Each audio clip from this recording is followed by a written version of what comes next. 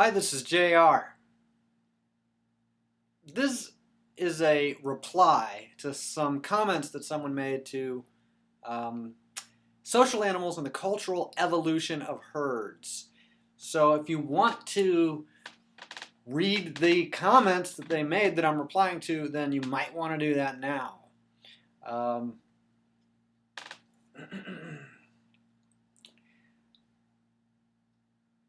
I'm calling this the perfect problem. Humorous linguistic socializing. That is the perfect problem. Now, if you don't understand what I mean by the perfect problem when I say humorous linguistic socializing, well, that's the problem. It's perfect. And we'll get to how that works. Like, that's the point of what we're going to be talking about, or what I'm going to be talking about, you're going to be listening about. Because you need to be listening about the perfect problem. If you want to understand the perfect problem, then you better listen. And again, if you want to read the comments that I'm commenting on, then you can do that because there's a link for that. All right, so this is a really important presentation. You're not going to want to miss it. That's why it's such a good thing that you tuned in to it. It's really good. This is a really good thing that you tuned into this, like you played the button. All right, so first I say to the Pegasian, I think that's how it's pronounced, the Pegasian, thank you very much for your comments. I agree with you without any exception whatsoever, except perhaps for the following long list of exceptions, which will take several minutes to go over and make up the entirety of the rest of this video. I question the proposition that there is a whatever, a something which formed our universe. Something that's not the universe that formed the universe. I question that there's a something that formed our universe that is distinct from the universe itself. Like outside of the universe. Like what we might call the creator of the universe. That whole idea. It's like not a very, it's kind of a flimsy logic to it, that there's something outside of the universe which created the universe. Because that then begs the question of, well, what created the creator of the universe? Where'd it come from? Now, I thought of this a long time ago. I don't mean to say that I'm an atheist. I may have been, but once you get that this particular conception of a creator which created everything else is just a poetic metaphor, it's not important to reject it or to say, well, it's not a here's a metaphor I like better, or in fact, I reject the God model, the model of God that I was just talking about, and instead accept the model of God that's presented by folks like Jesus and Isaiah and all those founders of religions and stuff. So Abraham, Brahma, Krishna, Zoroaster, I can't keep track of all these guys. Buddha. I mean, they're just so old. Most of them are dead. They don't even speak English very well. I mean, have you tried to you look at the language that Jesus spoke? It's not even English. And English is the best language of all, so what credibility does the guy have? I rest my cases. Like if I had some briefcases and I rested them somewhere, that would be resting them. My cases. All right, so boy, this is going to take a long time to cover all of my exceptions and my arguments and my ridiculing of this guy's comments, assuming it's a guy. If it's a girl, my ridiculing of the girl's comments. Anyway, I question the presumption or the proposition or whatever, the idea that there is something which formed our universe which is distinct from the universe. That's not that, that might be how the book of Genesis is translated, but what in Jesus's commentary points to that model of God or of Heavenly Father? There's the idea of the will of the unity expressed in the diversity or expressed in the individual instances in a variety of instances, but unity and variety aren't exclusive. Unity includes variety.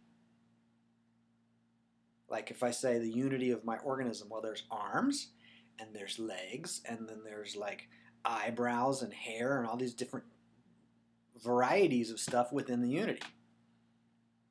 The unity doesn't exclude the variety. The unity is distinct because of the variety. So, the idea that there's a creator of the universe that formed the universe begs the question, logically, philosophically, of, well, what created the creator? The idea of a created reality, a created universe, is logically quite flimsy. The universe was not created. Reality was not created by some other non-reality. That's preposterous. Or consider that it's not very sound logic. If reality is an effect of some cause, some prior, more powerful cause, then what created the alleged cause of the reality that's here, the alleged effect labeled as reality? What created the alleged cause? What caused the alleged creator? If once we put a model of an effect and a cause, and we're going to identify a cause, there's no end to that.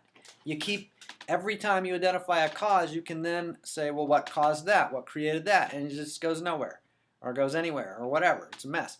So consider that it is, as Jesus and so many others have said, God is not exclusive. God is under a rock. Look under a rock, and you'll see God there. God is omnipresent all over the place.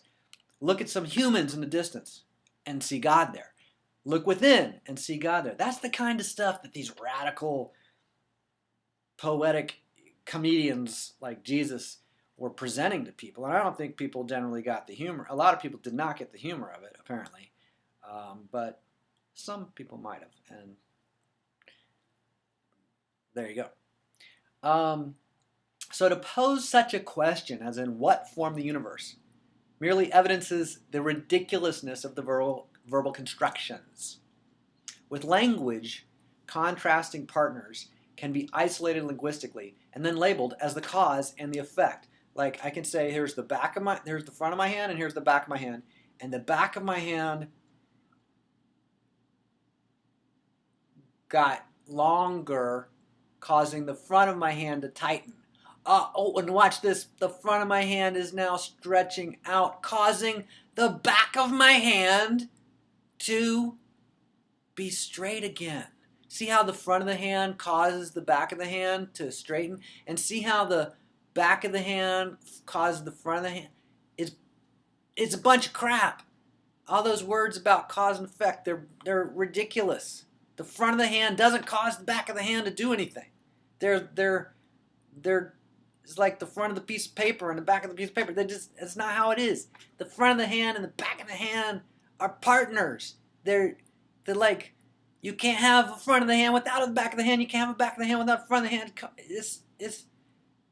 It's silly to talk about cause and effect without knowing that we're just talking about cause and effect. So keep in mind, when we're talking about cause and effect, what we're actually talking about is cause and effect. And that's all. It's not that big a deal. It's like a labeling of cause and effect. It's asserting that the front of the hand is the cause of the back of the hand moving, or that the back of the hand is the cause of the front of the hand moving. What is that? That's a presentation in language. It's not evident.